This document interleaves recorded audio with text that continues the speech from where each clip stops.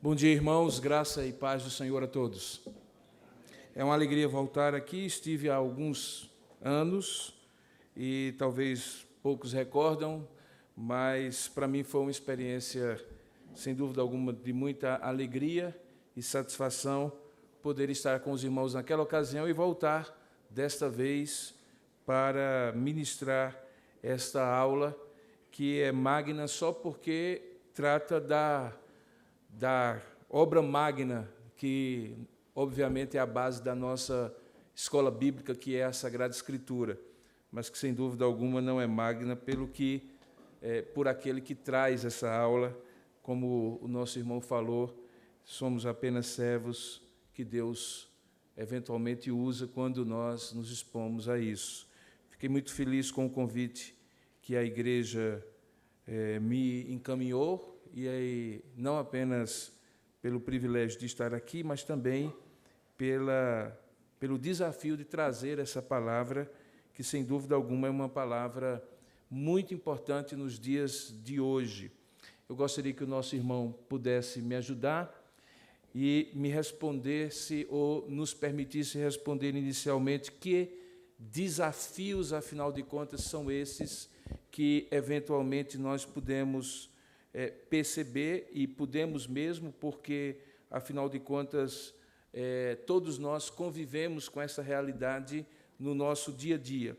O primeiro desafio é o fato de que nós hoje vivemos um tempo em que somos desafiados pelos impactos de novas tecnologias. Nesse livro que você vê a capa aí, você vai perceber que existe um desafio envolvido, obviamente, nessa proposta desse livro, que foi um livro publicado algum tempo atrás, está em inglês ainda, mas basicamente é a contradição que hoje a humanidade tem ao dispor das melhores ferramentas de todos os tempos, graças à tecnologia, mídia digital, mídia social, para agir de modo inteligente, mas essas ferramentas, apesar de serem muito úteis, não têm tornado as pessoas mais inteligentes por elas mesmas. Pelo contrário, muitas vezes têm tornado as pessoas mais estúpidas, no sentido não apenas do bom trato que deveria existir com as pessoas, mas também do conhecimento específico que essas tecnologias permitem. Por isso, o título do livro, Uma Era da Anti-Educação. E, por incrível que pareça, nesse paradoxo de termos muitas possibilidades de crescimento na informação, infelizmente, isso não se concretiza necessariamente em mais conhecimento. O segundo desafio é o efeito dessas novas relações que existem do ensino-aprendizagem. Nós estamos aqui naquilo que costumeiramente se chamava, há tempos atrás, classe única, em que todas as classes de escola bíblica dominical estão juntas para uma palestra que abre um semestre ou com um tema específico que chama a nossa atenção.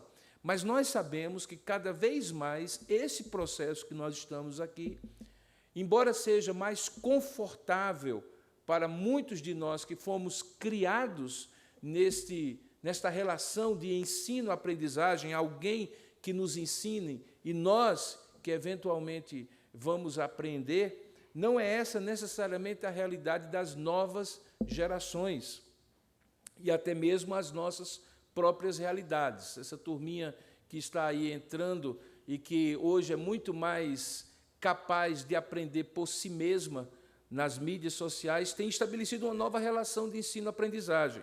Tempos atrás, você dava uma palestra numa sala de aulas e você, então, citava uma informação, citava um dado e, eventualmente, as pessoas acreditavam piamente no que você estava falando.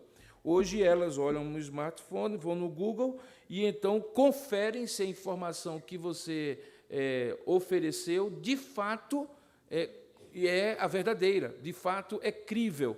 Por quê? Porque hoje a relação de ensino-aprendizagem é completamente diversa de tempos atrás. Você vê essa capa dessa nova obra aí que eu apresento para você, que é a sala de aula invertida, uma metodologia ativa de aprendizagem. Qual é a ideia central dessa proposta? É que o aluno assista previamente às principais explicações gravadas pelo professor ou estude o material indicado, e o encontro presencial, que seria o que nós estamos vivendo agora, passe a ser apenas para esclarecer dúvidas, passe a ser apenas para realizar atividades, trocar conhecimentos, fixar a aprendizagem, porque hoje tem se constatado que o sucesso da educação básica e superior em escolas e universidades em diversos países do mundo confirma que esse modelo chegou para revolucionar. Há uma série de questionamentos, mas nunca mais se aprendeu e se ensinou sem que se leve em conta que o aluno, ou o aprendente, para ser mais correto, não é mais aquele sujeito passivo, uma folha em branco em que você deposita ensinamentos. Eu sei que talvez você esteja fazendo aí uma relação do tipo, mas isso vale lá para a escola, no dia a dia, isso vale lá para a universidade, no dia a dia, mas para um pouquinho e pense comigo. Boa parte de nós, alunos e professores de escola bíblica dominical, vivemos de segunda a sexta envolvidos nesse novo estilo de aprender, seja na faculdade, como aluno, como professor, seja no colégio, seja até mesmo naqueles cursos de curta duração que nós fazemos para nos capacitar no nosso ambiente de trabalho, chamado educação continuada. Então, se de segunda a sexta nós somos sujeitos ativos de aprendizado, ou devemos levar em conta aquilo que os nossos alunos e professores também têm como importante para nos ensinar, mas que nós não recebemos de maneira passiva.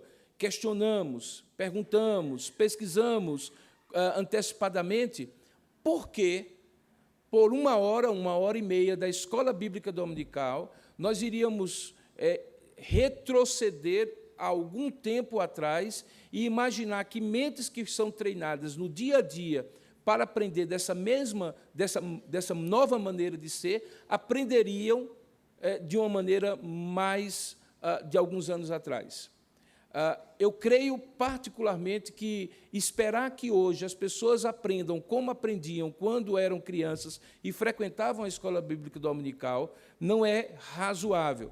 E, com isso, eu não estou dizendo que nós deveríamos desprezar a figura do professor, nem daquela ideia de que existe, sim, um mestre que se preparou, que tem domínio do assunto e que pode nos ensinar. Mas que, na verdade, o desafio para nós é tentar entender que esses novos desafios de novas tecnologias de informação, de uma nova relação de ensino-aprendizagem, impactam a escola bíblica dominical, impactam a maneira como as pessoas aprendem e, consequentemente, ou nós pensamos como adotar de maneira parcimoniosa, de maneira prudente, com bom senso, mas com intencionalidade isto, ou então nós acabamos tornando a escola bíblica dominical algo paulatinamente irrelevante. Eu, antes de falar do último desafio, eu gostaria de compartilhar uma experiência pessoal, e me permita, não com qualquer tipo de soberba ou arrogância. Há 8 anos, a igreja que eu pastoreio, que foi fundada há 17 anos, quando eu voltei dos Estados Unidos com a minha família, nós estávamos num grande desafio. Nós ficamos a algumas quadras, poucas quadras, na verdade 2 quadras da praia. Nós moramos na cidade onde o sol nasce primeiro, João Pessoa. Então, no domingo pela manhã, para uma igreja recém-organizada, formada por jovens e jovens casais com crianças, ir à praia era nosso principal concorrente.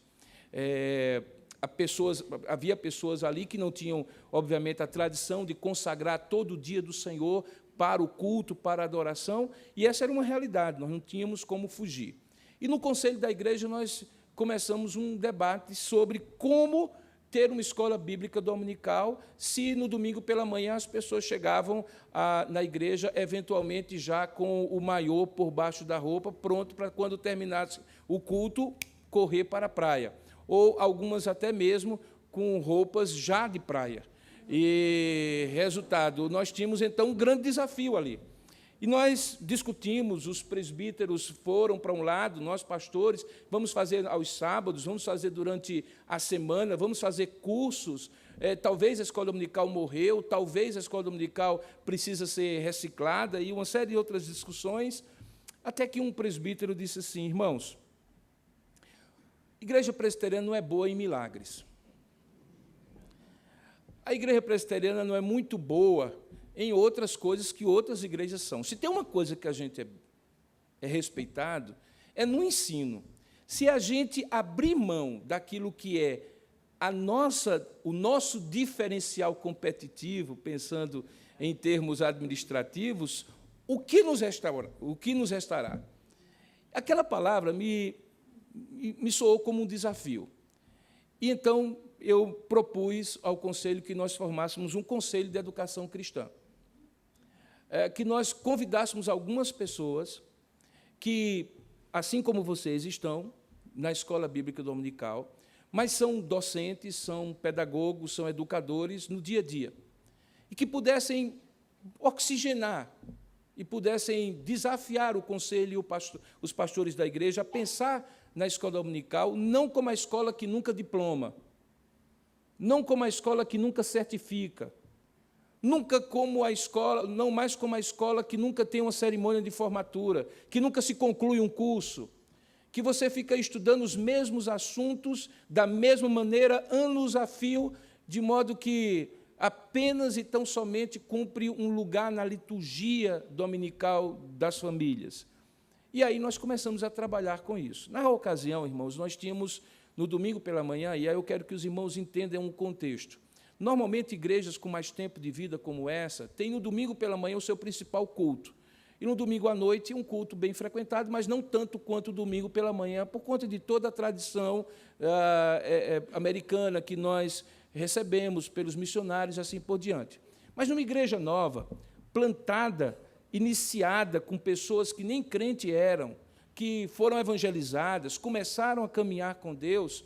Então, à noite era o culto mais bem frequentado, e, como eu falei, pela manhã era a época em que eles iam para algum outro tipo de atividade familiar. Então, nós tínhamos um culto fraquinho no domingo pela manhã, e tínhamos uma escola dominical ainda mais fraquinha. Nós tomamos uma decisão estratégica, desafiadora. Nós não vamos abrir mão de ter uma boa escola dominical, mas uma boa escola dominical, e não apenas uma escola dominical qualquer. E começamos esse trabalho. Irmãos, para a glória de Deus e pela graça de Deus, aquele Conselho de Educação Cristã pegou o touro pela unha e disse: nós vamos realmente fazer uma escola dominical, e começamos um projeto. Estabelecemos um planejamento plurianual, 5 anos, com currículo, com tudo aquilo, com fluxograma, com tudo aquilo que a pedagogia, que a didática, que a gestão escolar exige.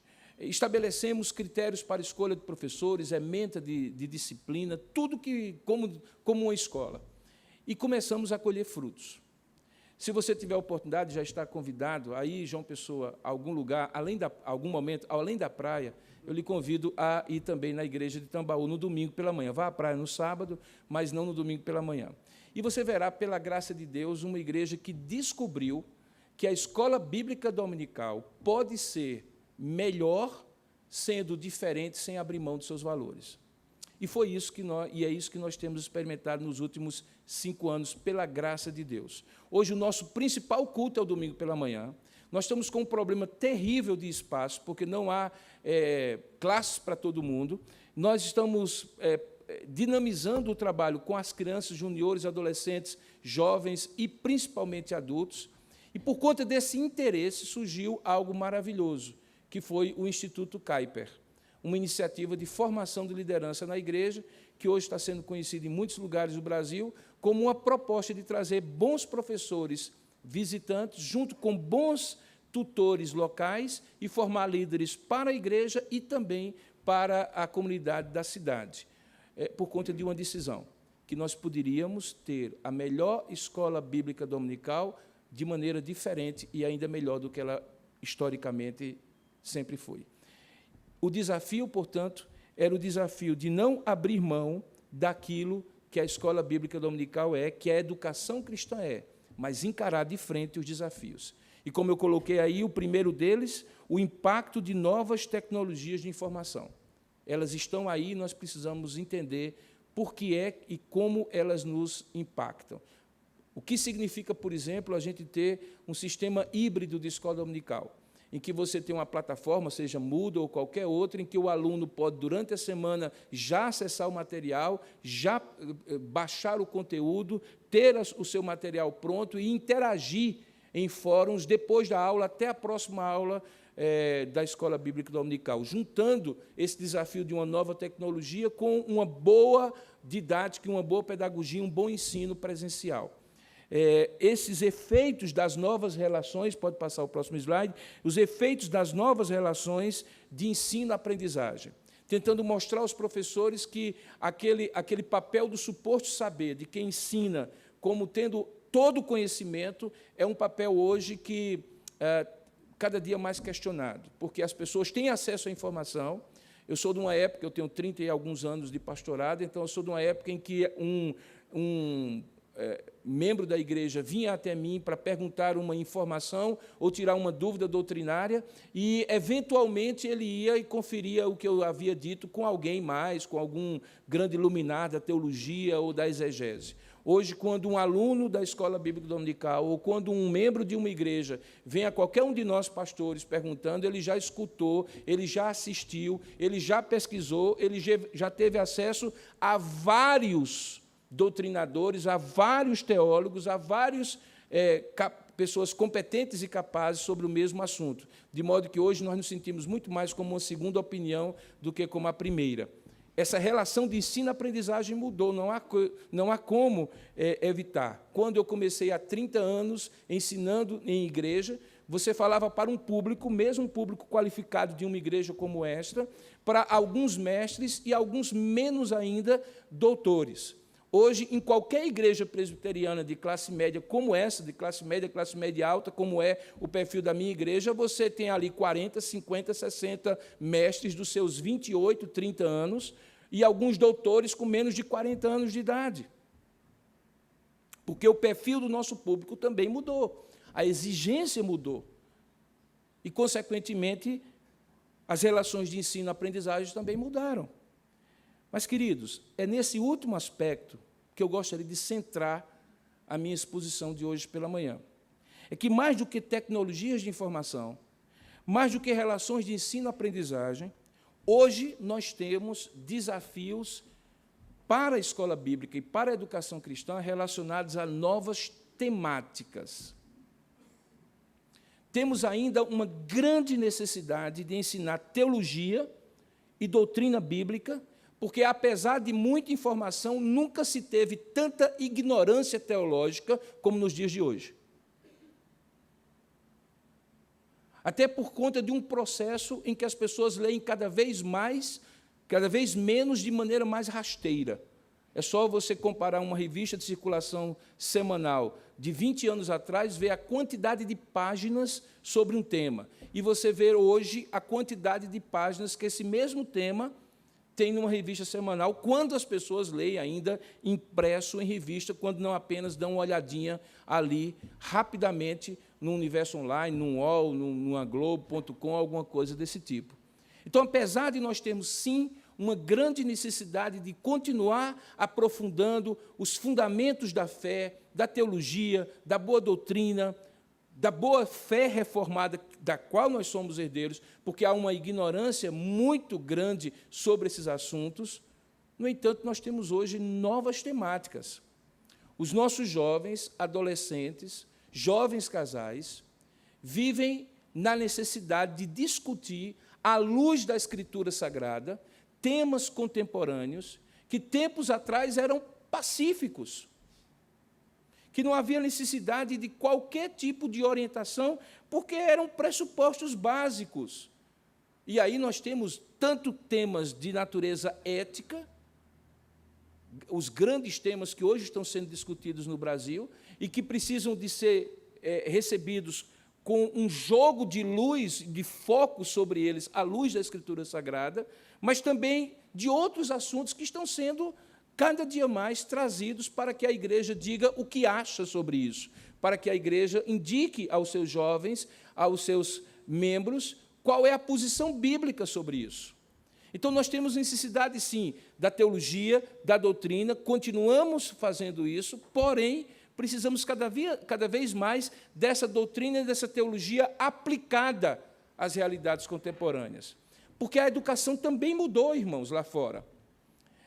Quando eu fiz o primeiro vestibular, na década de 80, 1980, você tinha 3 ou 4 profissões que você escolhia.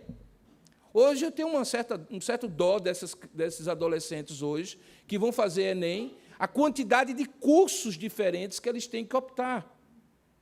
E muitos desses são cursos que nós chamaríamos de tecnologias, não necessariamente de ciências.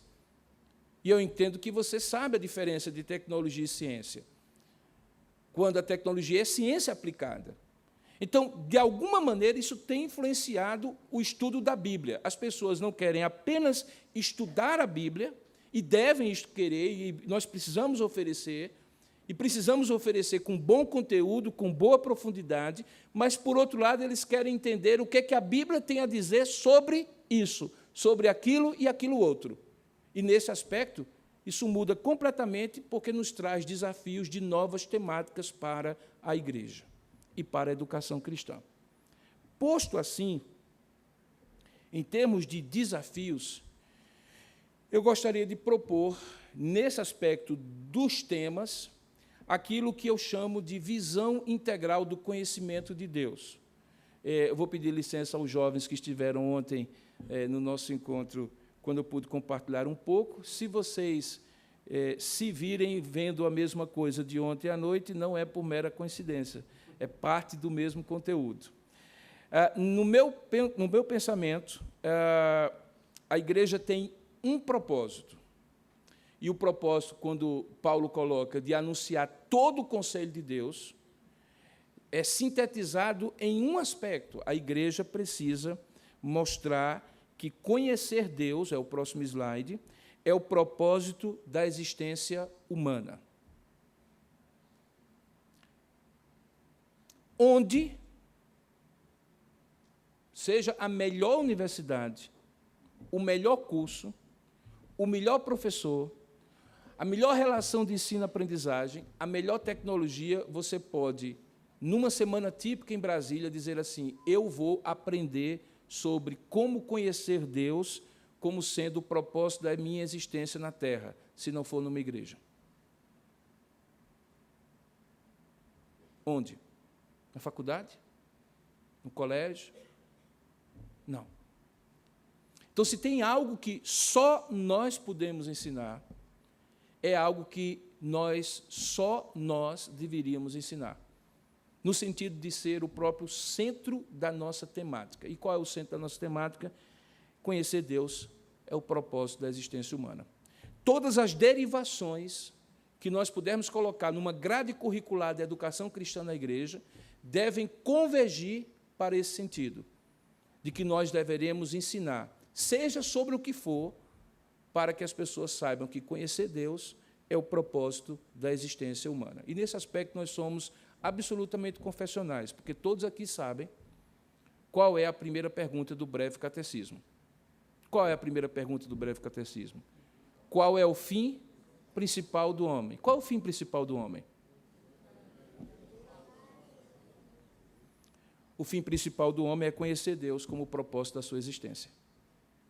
Então, se tem algo que a igreja precisa ensinar, pouco importa qual tecnologia ela vai usar, pouco importa qual a relação de ensino-aprendizagem ela vai propor para um determinado segmento, é que o propósito da existência humana é conhecer Deus. E nós só temos, em média, 1 hora para fazer isso, numa semana onde muito mais tempo é dedicado a aprender qualquer outra coisa, menos conhecer Deus como a essência da existência humana. Então, veja qual é o nosso desafio, irmãos. Veja qual é o nosso desafio. O nosso desafio é, em 1 hora, ensinar aqui aquilo que, nas outras horas todas da semana, ninguém está ensinando. Pelo contrário, pode até estar prejudicando esse ensino. Portanto, a tecnologia pode ter mudado, há impactos na relação ensino-aprendizagem, mas se tem uma coisa que nós precisamos ensinar, e esse é o nosso desafio para essa juventude, para esses adolescentes e para qualquer um de nós que está aqui, é que conhecer a Deus é a essência, o propósito, a razão de existir na Terra. Para pensar nisso, eu gostaria, então, de convidá-los a abrir a palavra de Deus. Como eu costumo na minha igreja, foi uma boa introdução. Vamos começar agora para valer. Abra a Bíblia, por gentileza, no Salmo 19, a partir do verso 1. Afinal de contas, eu deveria dizer, abra sua Bíblia ou consulte no seu smartphone o aplicativo da sua Bíblia online em Salmo 19. Por falar nisso, cada vez mais eu me sinto mais desconfortável de trazer só um iPad e um iPhone para o púlpito. Eu sinto que eu estou traindo minhas origens e não ter uma Bíblia boa e aberta aqui. Mas é porque fica meio esquisito, né? Eu estou falando de desafios da pós-modernidade e ser tão pré-moderno assim, embora eu goste muito disso aí que você tem nas mãos, uma Bíblia, aquela que a gente pega e sente o cheiro da tinta e do papel. A grande pergunta, quando nós lemos esse Salmo 19, é ler esse Salmo 19 à luz dessa pergunta que está aí. Como podemos conhecer a Deus? Eu convido você, mesmo assentado como está, a ler comigo, na versão atualizada, preferencialmente, esse texto do Salmo 19, a partir do verso 1. Vamos ler juntos?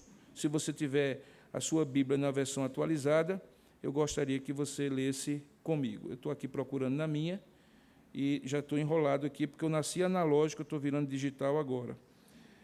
Como você, eu sou da década de 60, e se você for da década de 60, então você nasceu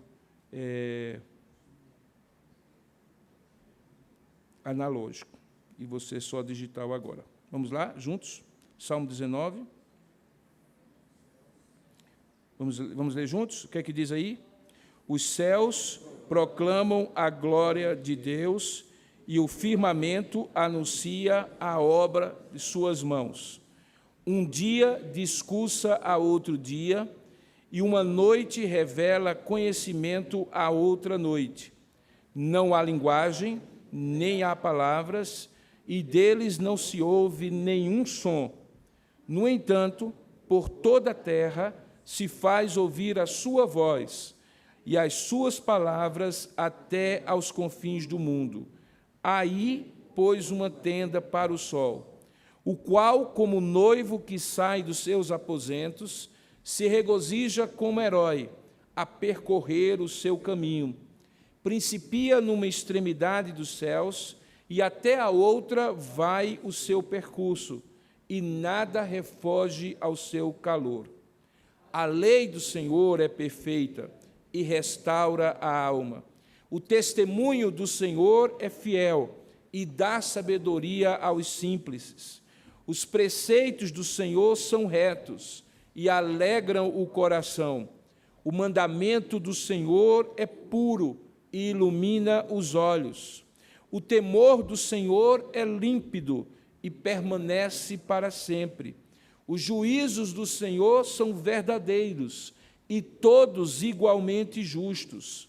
São mais desejáveis do que o mel, do que o ouro, mais do que muito ouro depurado, e são mais doces do que o mel e o destilar dos favos. Além disso, por eles se admoesta o teu servo, em os guardar a grande recompensa. Quem há que possa discernir as próprias faltas? Absolve-me das que me são ocultas. Também da soberba guarda o teu servo, que ela não me domine. Então serei irrepreensível e ficarei livre de grande transgressão. As palavras dos meus lábios e o meditar do meu coração sejam agradáveis na tua presença, Senhor, rocha minha e Redentor meu. Senhor nosso Deus e Pai, abre o nosso entendimento, ilumina a nossa mente, fala conosco, Pai, para que muito mais do que comentários sobre a Tua palavra e sobre os desafios de ser Tua igreja e ensiná-la nos dias de hoje, seja o Senhor mesmo, Tu que és o nosso mestre, a nos tomar pelas mãos e nos encaminhar ao conhecimento verdadeiro, ao propósito da nossa existência, porque é assim que nós oramos e te agradecemos, em nome e para a glória de Jesus. Amém. Queridos, nesse diagrama que você vai ver, nessa matriz que eu coloco aí, pode ir apertando, nós temos 4 propostas que, teoricamente, tentam nos ensinar. Apertou? A primeira ideia é que nós podemos conhecer Deus pela experiência nua e crua. É a ideia que nós temos na filosofia e também no ensino, a ideia do empirismo. O empirismo se caracteriza como o primado da experiência, seja ela uma experiência sensória, ou seja, pelos nossos sentidos, seja ela uma experiência a partir da aprendizagem anterior, seja ela de que natureza for. Ou seja, é aquele intuitivo, aquele aprendizado intuitivo em que você experimenta, em que você degusta, em que você ouve, em que você vê, em que você percebe, sem necessariamente, e a princípio, qualquer lógica racional por trás. Há muitos que pensam que é possível conhecer Deus tendo uma experiência com Deus. E, obviamente, nós não podemos negar que é possível conhecer Deus e é necessário conhecer Deus a partir de uma experiência real com Deus, para que não seja um conhecimento teórico. Afinal de contas, Deus é uma pessoa, ou um Deus que subsiste em 3 pessoas, ele é um ser pessoal, é isso que eu quero dizer, e nós também somos pessoas. Logo, entre pessoas se estabelece uma relação de experiência, de conhecimento, de convivência entre elas. Portanto, quando nós dizemos que o empirismo propõe que o conhecimento de Deus seja baseado na experiência, nós não estamos negando que é necessário que o conhecimento de Deus verdadeiro seja experimental e não teórico.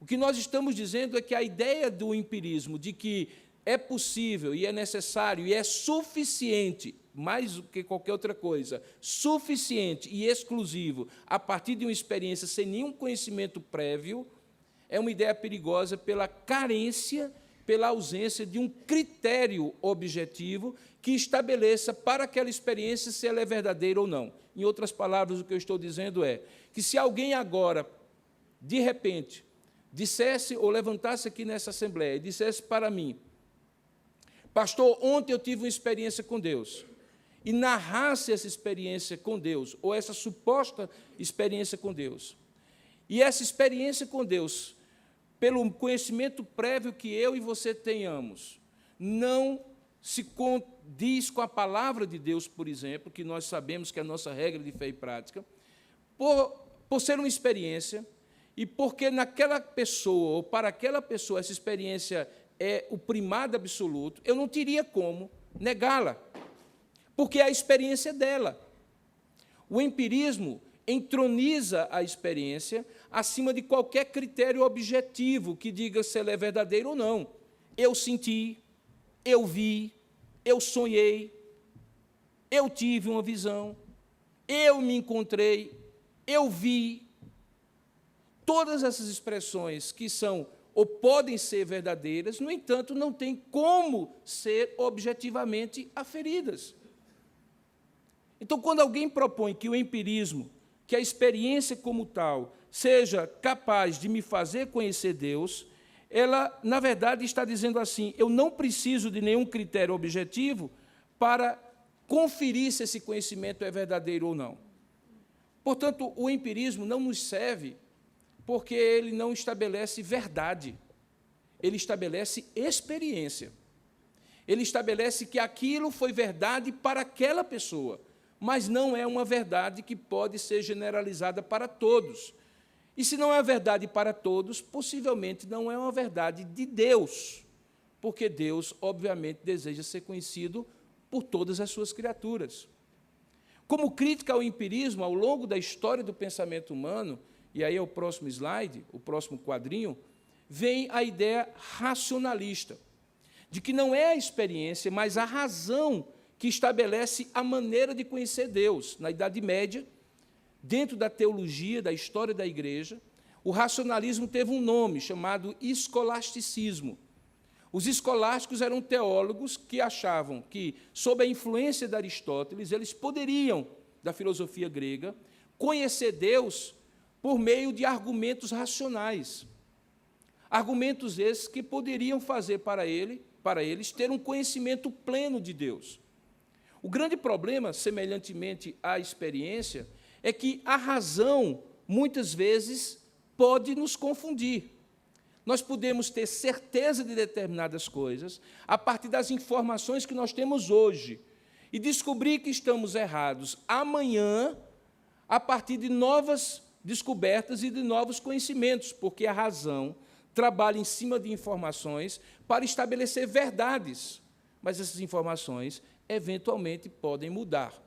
Todos nós sabemos, se tivermos um pouquinho mais de idade, as mudanças que existem, por exemplo, na área da nutrição, sobre que alimento é bom ou não para a saúde. Ovo já foi bom, já foi ruim, voltou a ser bom e agora é ruim.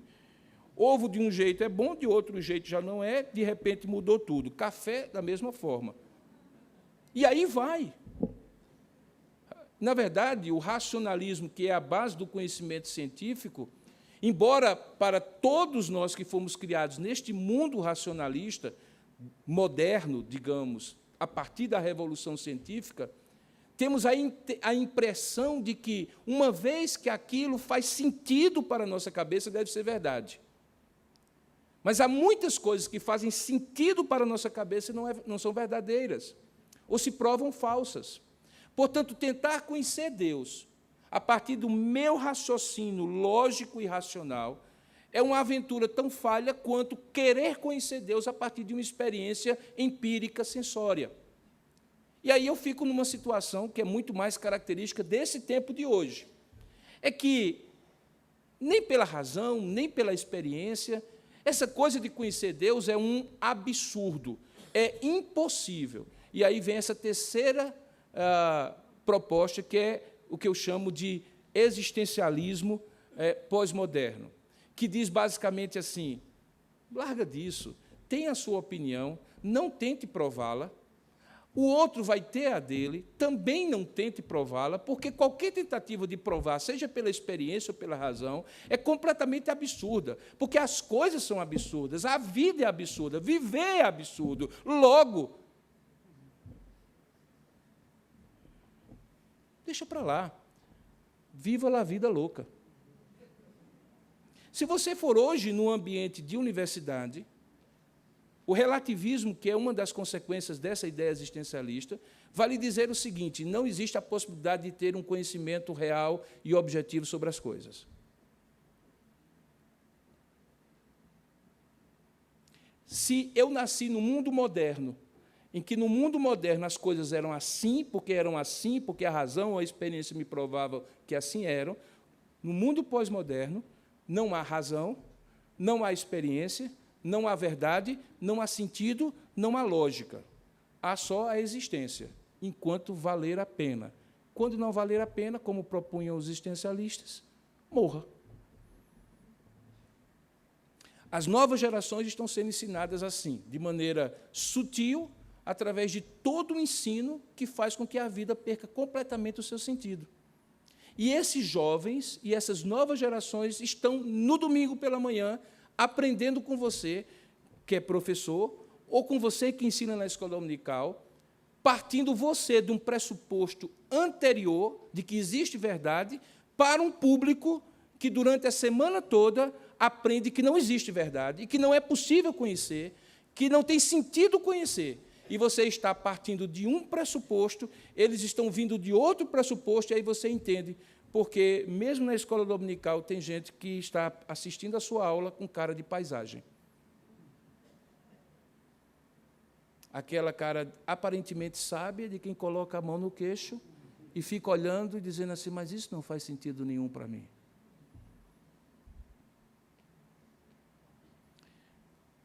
Onde nós chegamos? Nós chegamos naquele momento que Jesus já previa. É que nos últimos tempos, as pessoas teriam comichões nos ouvidos em relação à verdade. Que nesses últimos tempos, que são os tempos que nós estamos vivendo, as pessoas não teriam nenhum tipo de interesse pela verdade. Elas teriam interesse simplesmente pela existência. Onde o cristianismo tem resposta, ou como o cristianismo tem resposta, que é a nossa quarta ideia. O cristianismo tem a resposta a essa situação com uma velha verdade. E talvez seja esse um bom termômetro. As melhores verdades são as velhas verdades.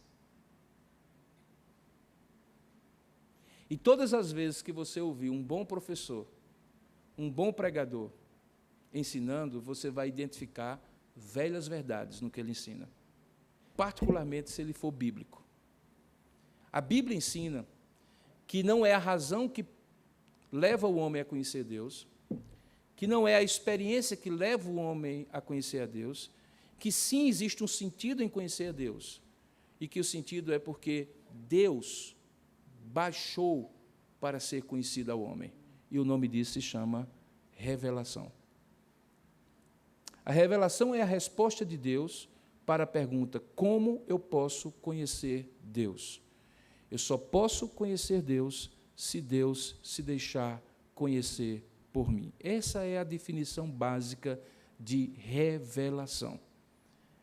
Por isso que é tão estranho quando alguém tem uma experiência mística, espiritual, e diz assim, Deus me revelou isso. Na verdade, no máximo, você teve uma iluminação de Deus acerca de alguma coisa já revelada. Mas revelação é quando Deus ensina quem Ele é e qual é a sua vontade. Por isso que no próximo slide, você tem um quadro para tentar esclarecer um pouco, e aí chegamos no Salmo 19.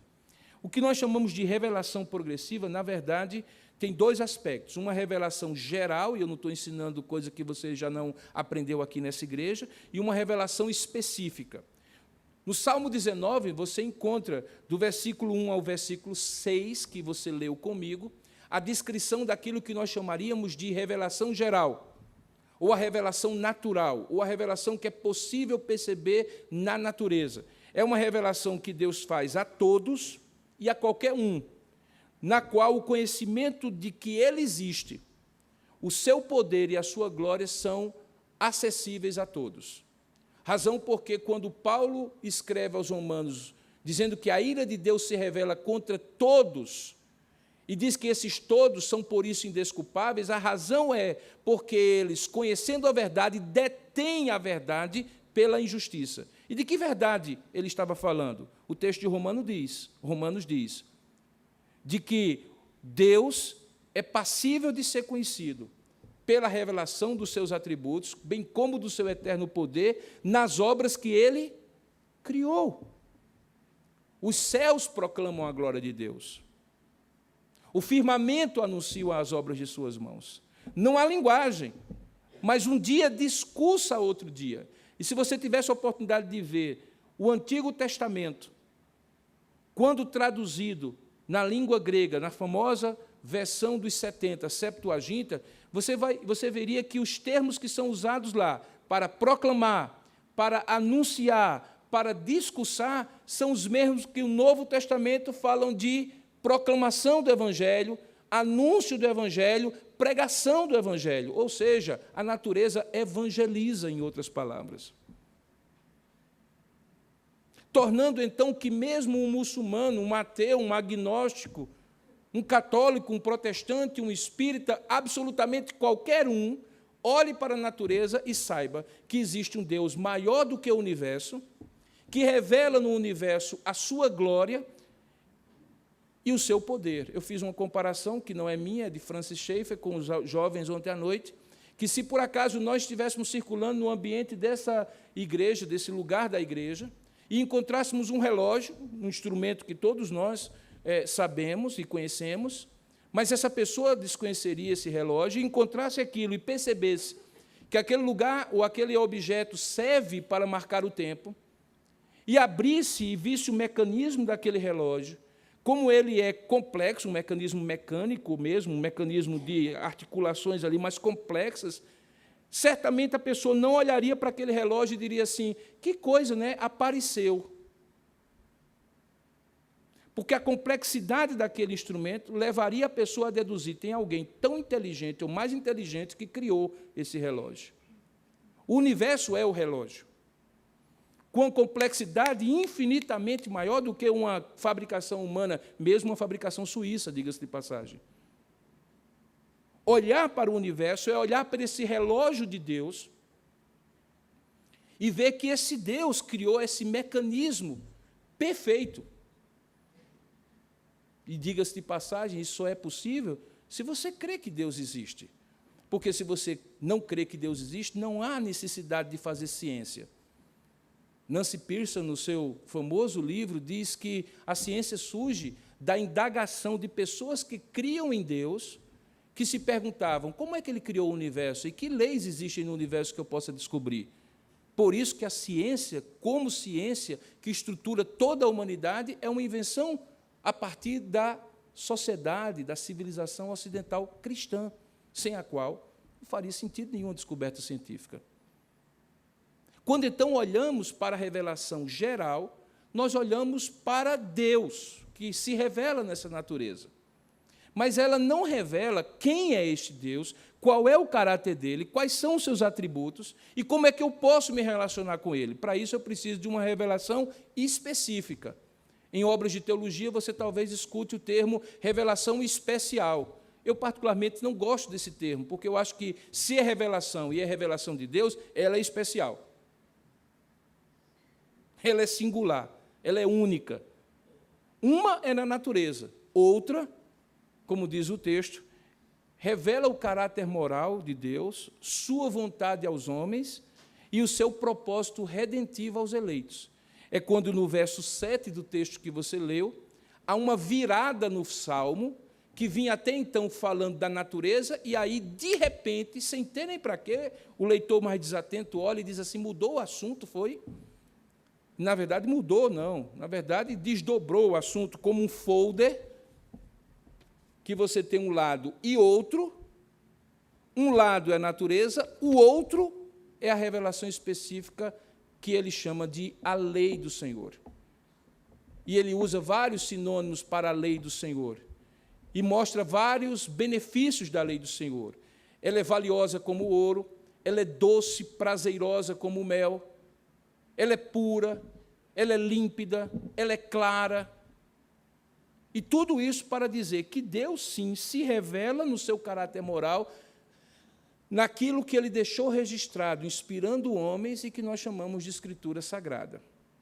Quando, então, eu proponho para uma sociedade que é possível conhecer esse Deus que a natureza revela, eu tenho que propor para ela que não vai ser por uma experiência esotérica e mística, e nem vai ser por uma busca racional, mas Deus vai manifestar-se para ela a partir da maneira como Ele sempre se manifestou. E Ele sempre se manifestou na natureza e na Escritura. O escritor aos Hebreus diz, havendo Deus outrora falado aos nossos pais, muitas vezes pelos profetas, hoje nos fala por intermédio do seu Filho. Ele é a expressão exata do ser de Deus. E é esse Jesus que é apresentado na Escritura. No próximo slide, você vai ver, então, que essa revelação progressiva, pode passar, por gentileza, é aquilo que Leon Morris chama de estudo de como Deus se revelou a si mesmo. Ele diz que a teologia não é um estudo de Deus em si mesmo, como se fosse um objeto, um cadáver para os médicos, ou o comportamento para os psicólogos, ou uma ponte para os engenheiros, mas aquilo que dele se pôde conhecer é aquilo que a teologia ensina e aprende. Portanto, a teologia não é um estudo do Deus em si mesmo, nós nunca conhecemos Deus na plenitude do seu ser e dos seus atributos, mas conhecemos aquilo que ele se revelou para nós. Millard Erickson, um outro teólogo sistemático, diz que a manifestação que Deus dá de si mesmo de tal maneira que o homem possa conhecê-lo, e aí ele coloca um elemento a mais, não apenas conhecê-lo, mas ter comunhão com Deus, porque Deus não quer simplesmente se mostrar, Ele quer conviver com aqueles a quem Ele se revela. Portanto, dentro desse mercado de ideias, e eu usei essa ilustração para os jovens ontem, imagine a feirinha, qualquer feirinha aqui do Distrito Federal, que você tem produtos de todas as regiões do país. Tem essas feirinhas aqui, não tem? Em quase todo lugar tem. Então, você quer comprar algo lá do seu Nordeste, uma farinhazinha, você vai em determinada banquinha. Você quer comer alguma coisa lá do Sul, você vai na outra banquinha. No mercado religioso, que está nas redes sociais, na internet, na universidade, no seu condomínio, no seu ambiente de trabalho, onde as pessoas vendem e compram ideias, pensamentos, opiniões, ideologias, existe uma banquinha chamada cristianismo. E, nesse mercado de ideias, o que esta banquinha vende é um produto chamado revelação. É o que caracteriza, é o produto-chefe, só essa banquinha vende. Só ela vende revelação. E essa revelação tem dois potes, um chamado natureza e outro chamado escritura. E se você quiser ter uma visão dessa revelação, compre os dois. E coma dos dois. Contemple a natureza e veja que Deus existe. Vá à Escritura e descubra quem é esse Deus e qual é a vontade dele para a sua vida. Quando nós propomos isso, nós estamos respondendo como é possível conhecer a Deus. Não pela experiência pura e simples, intuitiva e sensória, não pela razão lógica, porque ela pode nos confundir, e sim é possível, mesmo sendo muitas vezes absurda a própria existência humana. No próximo slide, você vai ver que essa ideia de revelação, ela está muito bem fundamentada nos nossos símbolos de fé. Veja o que a Confissão de Fé de Westminster, no capítulo 1, quando fala da Escritura Sagrada, diz sobre isso. Diz assim: ainda que a luz da natureza e as obras de criação, da criação e da providência manifestação é outra palavra para revelação, manifestem a bondade, a sabedoria e o poder de Deus, não são suficientes, no entanto, para dar aquele conhecimento de Deus. Por isso, foi o Senhor servido revelar-se para melhor preservação e propagação da verdade. Por isso, igualmente, ele foi servido fazê-la escrever toda. E isso torna, portanto, indispensável a Escritura Sagrada. A confissão de fé está, então, dizendo, sim, existe uma revelação, essa revelação está registrada para a preservação da verdade. Próximo slide, por gentileza. Eu sei que, particularmente aqui em Brasília, e eu não vou citar nomes por uma questão de ética, tem sido recorrente o pensamento de alguém que já foi muito famoso, ou talvez ainda o é, que tenta estabelecer uma espécie de dicotomia entre a palavra viva, Jesus Cristo, e a Escritura que registra Jesus Cristo. Supostamente, essa pessoa diz que a Escritura necessariamente não é a palavra, mas Jesus é a chave hermenêutica, a chave de interpretação, que faz com que eu compreenda, afinal de contas, qual é a verdade. Parece uma coisa sutil, talvez para alguém iniciante vai dizer assim, mas não é isso mesmo, não é Jesus que, na verdade, é quem nos faz conhecer Deus. Bom, talvez você precise ouvir o que Dr. Heber Carlos de Campos diz aí. Ele diz assim: a palavra divina chegou à humanidade por intermédio dele. Dele é Jesus Cristo. Crer em Cristo é crer nas Escrituras. E a recíproca é verdadeira, pois ele é o Verbo, a palavra de Deus. Tendo a revelação como a palavra de Deus mediada pelo Verbo, a autoridade das Escrituras torna-se indiscutível e indisputável, sendo a síntese seguinte conclusivamente verdadeira. E qual é a síntese? É que Cristo fala nas Escrituras, e por elas. E as Escrituras testemunham e falam de Cristo. de modo que Cristo, a pessoa de Cristo, e o registro sobre o que ele fez e ensinou, e os seus apóstolos, são juntamente a palavra de Deus. Portanto, isso que você tem nas mãos, seja num tablet, no smartphone ou impresso, é a palavra de Deus. Nós não adoramos esse livro, adoramos o Deus que esse livro ensina, mas entendemos que esse livro é a revelação de Deus, é lâmpada para os nossos pés, é luz para o nosso caminho, e se uma escola bíblica dominical e uma educação cristã quiser ser relevante mesmo no século XXI, ela não pode abrir mão da Bíblia. Ensinar sobre religião, e não sobre a Bíblia, sobre Cristo, sobre o Evangelho, foi o caminho que muitas igrejas outrora fortes na América do Norte e na Europa começaram e se tornaram liberais e fracas, porque perderam o extrato, perderam a âncora da Escritura Sagrada.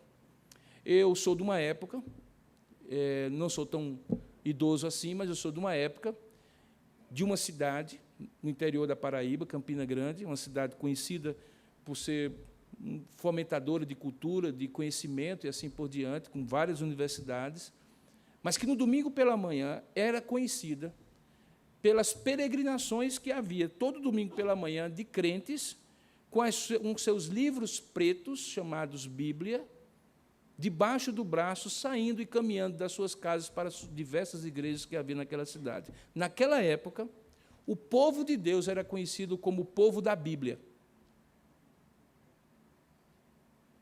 Nos dias de hoje, não tem problema nenhum que seja o seu smartphone a sua Bíblia. O que não pode deixar de existir é a Escritura Sagrada como sua regra de fé e prática. E se a educação cristã quiser ser relevante, presbíteros, pastores dessa igreja, membros do Conselho de Educação Cristã, se houver, ensinem tudo, mas nunca deixem de ensinar a Bíblia. Naquele planejamento que nós fizemos na nossa igreja, nós fizemos 3 eixos: teologia sistemática e apologética, teologia bíblica e exegética e questões contemporâneas.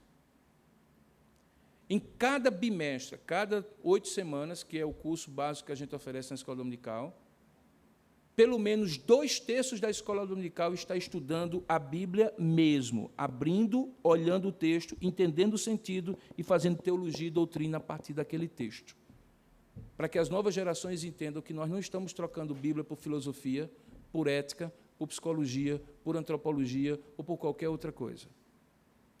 Porque mesmo que os desafios sejam tecnológicos, mesmo que a relação de ensino-aprendizagem seja outra, a única coisa, irmãos, prestem bem atenção, a única coisa que essa escola bíblica dominical, que é a educação cristã de uma igreja pode oferecer, que ninguém ao seu redor oferece, é Bíblia.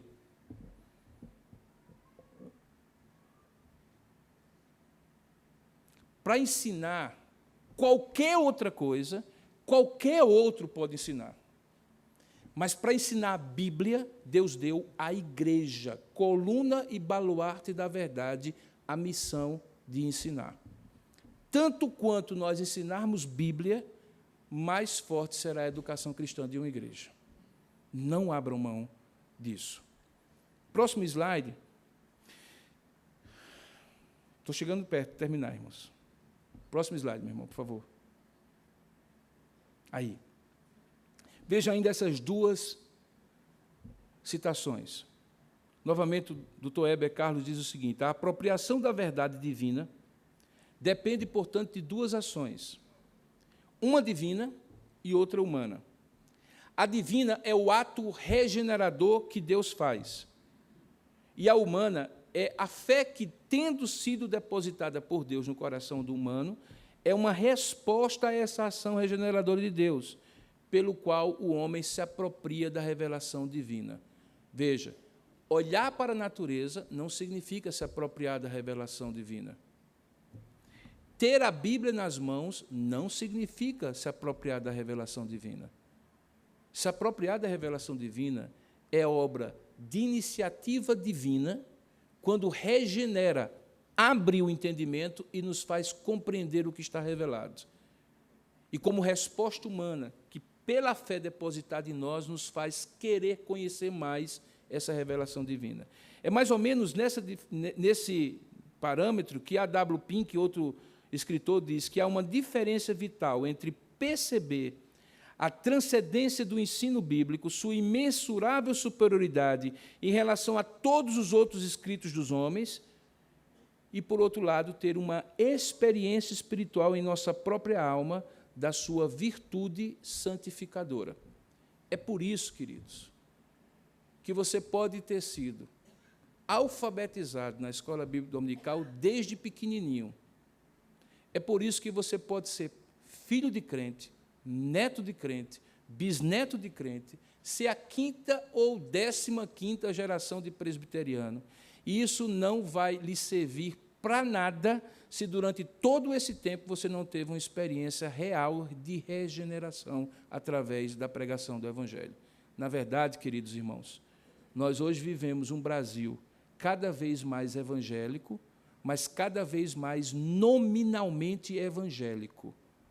Porque as gerações estão passando, e do mesmo jeito que antes tinha católico nominal, hoje tem evangélico nominal. E deixe-me dizer uma coisa. Se a igreja, esta ou qualquer outra, inclusive a minha, quiser ser fiel, não tome por certeza, como hoje pela manhã, que eu estou falando aqui para crentes.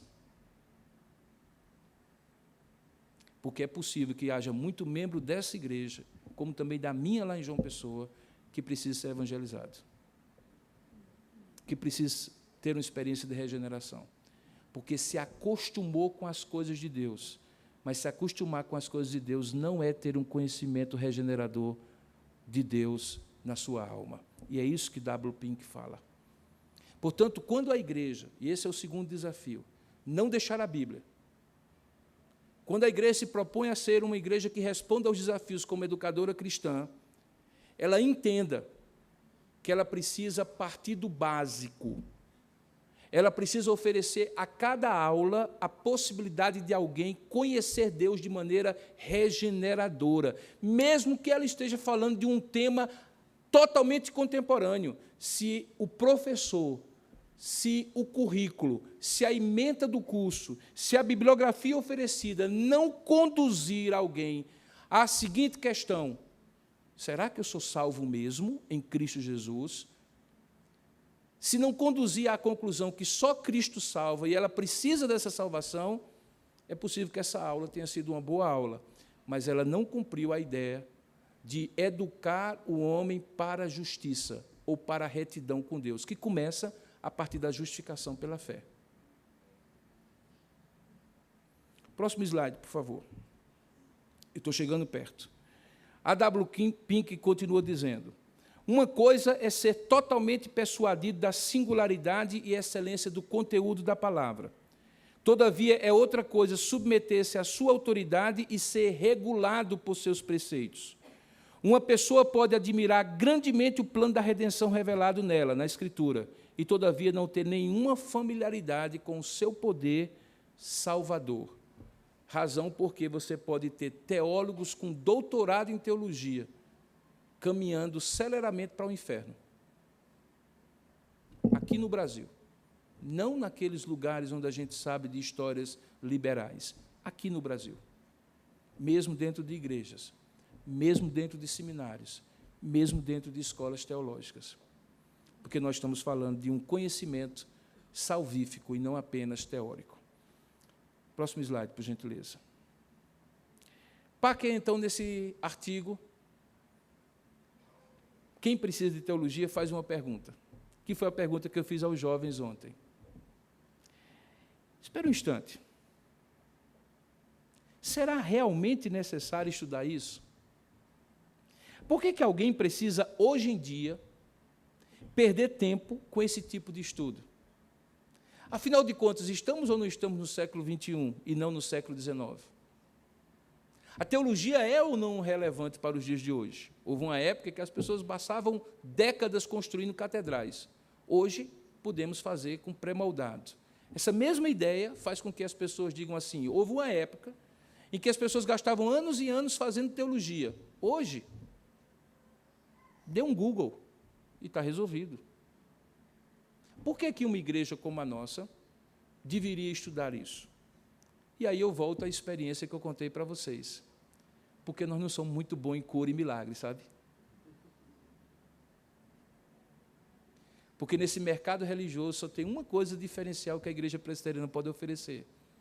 É aquilo que deu origem a ela. Apego ao conhecimento de Deus como a essência e o propósito da existência humana pelo conhecimento da Escritura e desse Deus revelado.